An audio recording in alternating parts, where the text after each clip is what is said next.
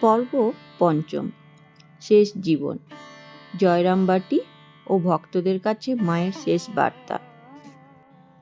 আগের পর্বে আমরা শুনেছি কাশীপুর উদ্যানবাটিতে ঠাকুর রামকৃষ্ণের মহাসমাধির পর মা সারদা কিভাবে শিষ্যদের কাছে জগজ্জননী মা হয়ে উঠেছিলেন। আজ শুনব সেই মায়ের শেষ দিনগুলো জয়রামবাটির মাটির বাড়ি থেকে কিভাবে ভক্তদের আশ্রয় দিলেন।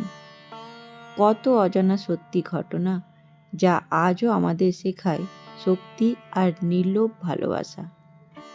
ঠাকুরের মহাসমাধির পর কলকাতায় থাকতে পারতেন মা। শিষ্যরাও চেয়েছিল মা থেকে যাক তাদেরই সাথে, কিন্তু মা সারদা ফিরলেন জয়রামবাটিতে। সেই মাটির রাস্তা, ছোট্ট কুটির, মাটির উঠান।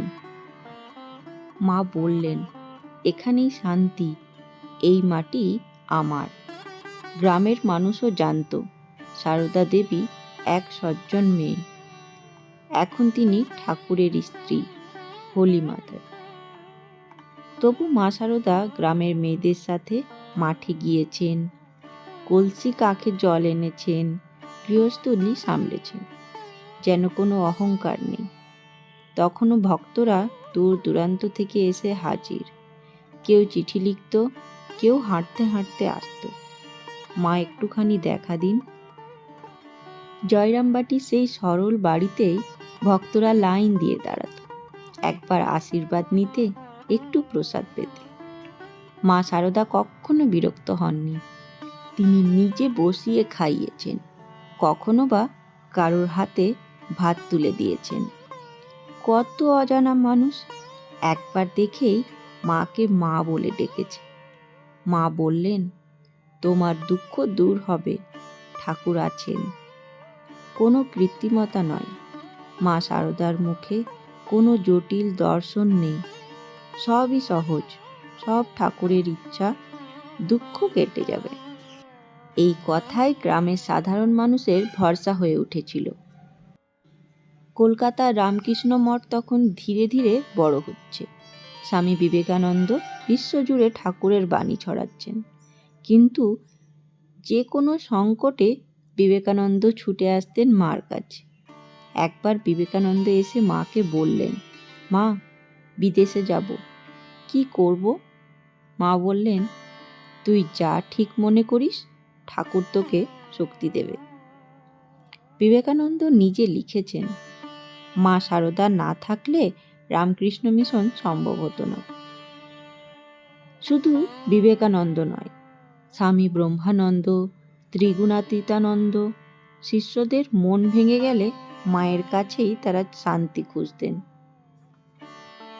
সময় গড়ালো, মা সারদার বয়স বাড়ল, শরীর ভাঙতে লাগলো, কখনো জ্বর, কখনো দুর্বলতা।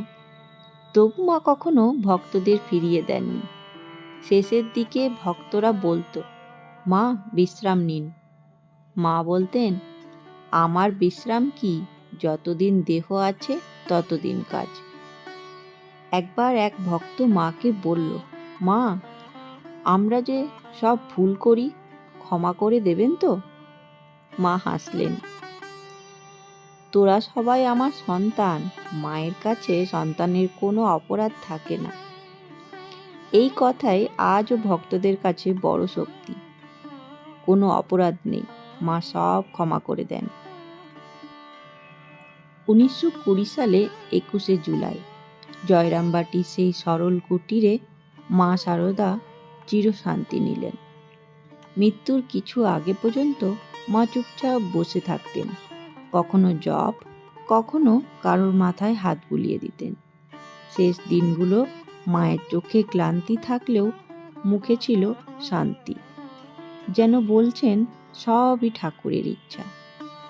মা চলে গেলেন, কিন্তু রেখে গেলেন শিষ্যদের, রেখে গেলেন কোটি কোটি ভক্তের কাছে একটি বার্তা, ভক্তি আর সেবা, এই দুটি সবচেয়ে বড় ধর্ম। সেই জন্যে আজও সারদা দেবী কেবল একজন স্ত্রী নন, তিনি হোলি মাদার, জগজ্জননী মা। গ্রামের এই ছোট্ট কুটির থেকে বিশ্বজুড়ে মা। এটাই মা সারদার জীবনের সবচেয়ে বড় সত্য।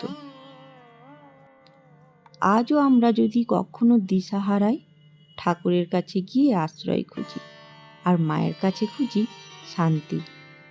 মা সারদার জীবন বলে, দর্শন বড় নয়, ভালোবাসা বড়। শুদ্ধ মন আর নিঃস্বার্থ সেবা ছাড়া সত্যি কোনো ধর্ম নেই। এই পর্ব থেকে একটাই শিক্ষা, যা কিছুই হোক সবই ঠাকুরের ইচ্ছা, আর মা সবসময় ছায়া হয়ে আছেন। জয় শ্রীমা। বন্ধুরা, আশা করি আপনাদের মায়ের জীবনী ভালো লাগছে। ভালো লাগলে ভিডিওটিকে অবশ্যই শেয়ার করবেন বন্ধুদের সাথে। আর হ্যাঁ, চ্যানেলটিকে সাবস্ক্রাইব করে রাখুন, যাতে মায়ের ভিডিও সবার আগে আপনার কাছে পৌঁছে যায়। ধন্যবাদ।